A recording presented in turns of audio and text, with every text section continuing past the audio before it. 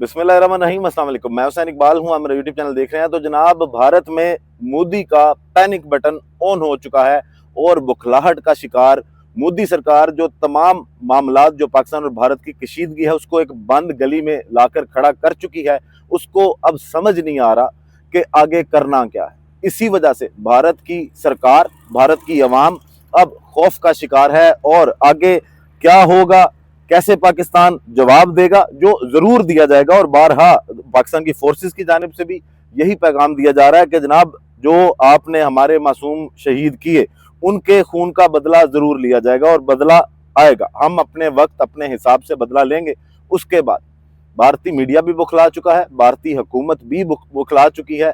जो मुलाकातें हुई वो आपको बताएंगे। भारतीय मीडिया ने आज क्या सहाफती इक़्तिदार का जनाजा निकाला, जो सहाफत के नाम पर एक बदनुमा दाग है। भारतीय मीडिया वो क्या कुछ करता रहा, कैसे अपनी अवाम को बेवकूफ बनाता रहा, वो आपको बताएंगे। और जितना जिम्मेदार भारत की मोदी सरकार है उतना ही उनका मीडिया है इन हालात का, जो यहाँ तक हालात आए हैं। अब फिर ख्वाजा आसिफ साहब जो वजीर दिफा हैं वो ये भी बता चुके हैं कि पाकिस्तान करने क्या जा रहा है। अभी सिर्फ वक्त का तयन नहीं है, लेकिन पाकिस्तान क्या करने जा रहा है ये ख्वाजा आसिफ साहब बता चुके हैं। और उन्होंने कहा कि अब भारत ने जो ड्रोन हमला किया, जो ड्रोन भेजे, जिनको गिराया गया, भारत को बताया गया, और पाकिस्तान की एक समझदार मूव थी कि अपना एयर डिफेंस सिस्टम एक्टिव नहीं किया गया और उनको जैसे जो है वो मैनुअली शॉट डाउन किया गया। उसके बाद हमला जो है वो भारत पर जरूरी हो गया है। और इसके साथ साथ जनाब आपको ये भी बताएंगे कि रात के इस पहर बॉर्डर जिस तरह वहां पे थरथराहट की आवाजें सुनी गई, जिस तरह गोला बारूद की आवाजें सुनी गई, और पाकिस्तानी जवानों ने भारत की इन शरारतों को जो है वो भरपूर जवाब दिया और उनकी बंदूकों को खामोश करने पर मजबूर किया। तो जनाब, सबसे पहले अगर शुरू कर लिया जाए तो भारत के मीडिया से आगाज करते हैं कि भारत का मीडिया इस वक्त जो भारत के अंदर पैनिक है वो उसकी एक तस्वीर है कि किस कदर डरा हुआ है भारत की अवाम, और कैसे वो अपनी अवाम को बेवकूफ बना रहे हैं, कैसे वो गैर जिम्मेदारी का मुजाहरा कर रहे हैं और अपने लोगों को ये बताने की कोशिश कर रहे हैं कि जनाब सुबह तक पाकिस्तान जो है वो फतह कर लिया जाएगा। तो ये आपकी भूल है, ये आपकी सिर्फ सोच है।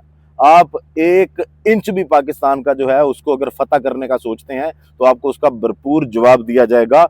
अब वीडियो के आगाज में जनाब आपसे ये भी सवाल जरूर किया जाएगा कि एक जानिब भारत जो बार बार अब झूठ बोल रहा है, प्रोपेगेंडा कर रहा है कि पाकिस्तान जो है वो भारत पे अटैक कर रहा है, पाकिस्तान ने वहां पे 15 जगह पे मिसाइल गिरा दिए, फिर 8 जगह पे गिराए, फिर जनाब अमृतसर पे इल्जाम लगाया गया कि जनाब पाकिस्तान ने जो है वो मिसाइल अटैक किए हैं। और एक तो वही मकसद के जो सिखों के साथ आपके मामलात जो हैं उसको खराब करने की कोशिश की गई, जो इंडियन ऑक्युपाइड कश्मीर है उनके साथ हमारे हालात खराब करने की कोशिश की गई। वो मकरू धंधा तो भारत का चलता रहता है। लेकिन सवाल एक यही है, और कमेंट सेक्शन में जरूर बताइएगा कि पाकिस्तान जो है वो ये कह रहा है कि हमने हमला नहीं किया, लेकिन भारत कह रहा है कि हमला हम पे हुआ है। तो फिर अगर पाकिस्तान ने हमला नहीं किया तो सोचने की बात है कि ये तीसरा मुल्क कौन है, कौन सा तीसरा मुल्क है जो भारत की बजा के निकल रहा है और भारत को समझ भी नहीं आ रही अगर ये इस तरह की बातें कर रहे हैं। क्योंकि अगर पाकिस्तान ने हमला किया होता तो पाकिस्तान अब तक इसको ऑन कर चुका होता कि जी हमने ये अटैक किया। लेकिन पाकिस्तान के जो DGISPR हैं या नायब वजीर आजम है, उन्होंने साफ कहा कि जनाब हमारा इन हमलों से कोई ताल्लुक नहीं है, हम जब करेंगे पूरी दुनिया देखेगी। अब जनाब भारतीय मीडिया के लतीफे जरा सुनिएगा कि वो किस तरह की बातें कर रहे हैं। आज उन्होंने कहा कि जनाब हमने पाकिस्तान के 2 JF-17 थंडर गिरा दिए, एक F-16 गिरा दिया, और पूरा मीडिया जो है वो उस पर बातें कर रहा है कि जनाब हमारी जीत होगी। और बरखा दत्त जैसी उनकी सहाफी जो है, जो जब से ये मामला शुरू है वो बड़े अपने आप को कोई तोप चीज समझ रही है और ट्विटर उनका एक्टिव है, उन्होंने भी ये ट्वीट कर दिया कि जनाब पाकिस्तान का जो एक पायलट है वो हमारी कस्टडी में है। तो जनाब आपके झूठ की, वो कहते हैं झूठ के कोई पैर नहीं होते। अगर तो पहली बात तो ये कि ऐसा कुछ है ही नहीं है, पाकिस्तान ने हमला किया ही नहीं है, पाकिस्तान ने अपने प्लेन उड़ाए ही नहीं है, आपने गिरा कैसे लिए जेट्स। दूसरी चीज ये कि अगर ऐसा कोई मामला होता भी है तो फिर आपको अब साबित करना पड़ेगा कि पाकिस्तान का पायलट आपके पास है। जिनीवा कन्वेंशन के तहत आपको उसको वापस भी करना पड़ेगा, क्योंकि उसको प्रिजनर ऑफ वॉर कंसिडर किया जाता है। जैसे आपको अभिनंदन साहब हमने चाय पिला के तोहफे के तौर पे वापस किए थे, वैसे आपको वापस करना पड़ेगा। तो ये जो बकवास या जो सारा तमाशा आपने लगाया हुआ है अपने मीडिया पे, अपनी आवाम को बेवकूफ बनाया जा रहा है, इंटरनेशनल मीडिया को या पूरी दुनिया को बेवकूफ बनाने की कोशिश ना की जाए। फिर अगले लतीफे सुनिएगा कि जनाब भारत के सैटेलाइट के चैनल, सोशल मीडिया नहीं, पाकिस्तान का सोशल मीडिया भारतीय मीडिया से ज्यादा जिम्मेदार है, लेकिन भारत के वो चैनल्स अपनी आवाम को बेवकूफ कैसे बना रहे हैं कि जनाब कराची की जो पोर्ट है उसको तबाह कर दिया गया, कराची में 1971 के बाद पहला हमला कर लिया गया, और उधर कराची वाले वही अपने गुटके खा रहे हैं, वो पीके फेंक रहे हैं, उन्होंने कराची लाल किया हुआ, और ऐसे ही इन्होंने आपका दिल्ली बंबई भी लाल कर देना,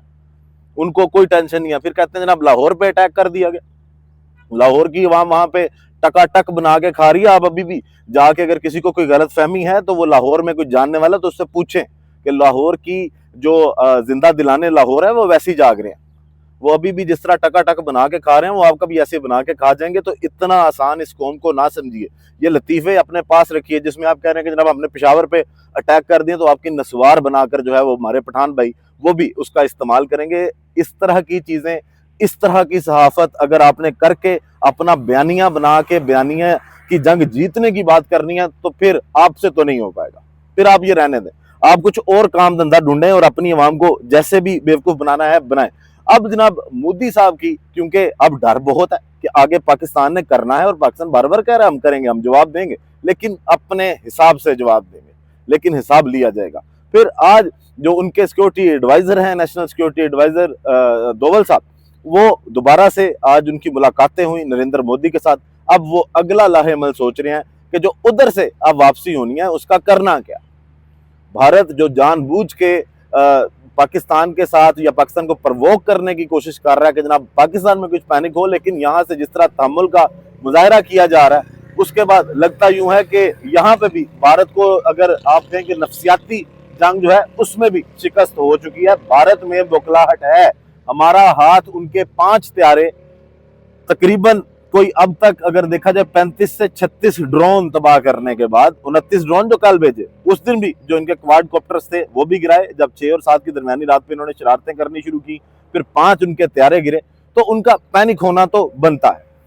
फिर ख्वाजा आसिफ साहब जनाब इधर पाकिस्तान में, उनकी जानिब से भी आज एबीएन से गुफ्तगू करते हुए उन्होंने ये कहा कि भारत जो है वो हालात को की जो कशीदगी है उनको बंद गली में लेके आ गया है, और इसके बाद अब हमारे जो टारगेट्स हैं, हमारी जो वो है स्ट्रेटजी है वो डिसाइडेड है, अब सिर्फ एक ऑर्डर की देर है। और ख्वाजा आसिफ साहब ने जनाब ये भी बताया कि हम भारत की तरह कोई बुज़दिलाना हमला नहीं करेंगे, हम पाकिस्तान पे जिस तरह उन्होंने मासूम शहरियों को निशाना बनाया वैसा निशाना नहीं बनाएंगे, हम उनके डैम्स पे निशाना नहीं बनाएंगे, उनकी सिविल आबादी पे निशाना नहीं बनाएंगे, हम उनकी जो फौजी तनसीबात हैं, उनके जो मिलिट्री टारगेट्स हैं उनको ज़रूर निशाना बनाएंगे।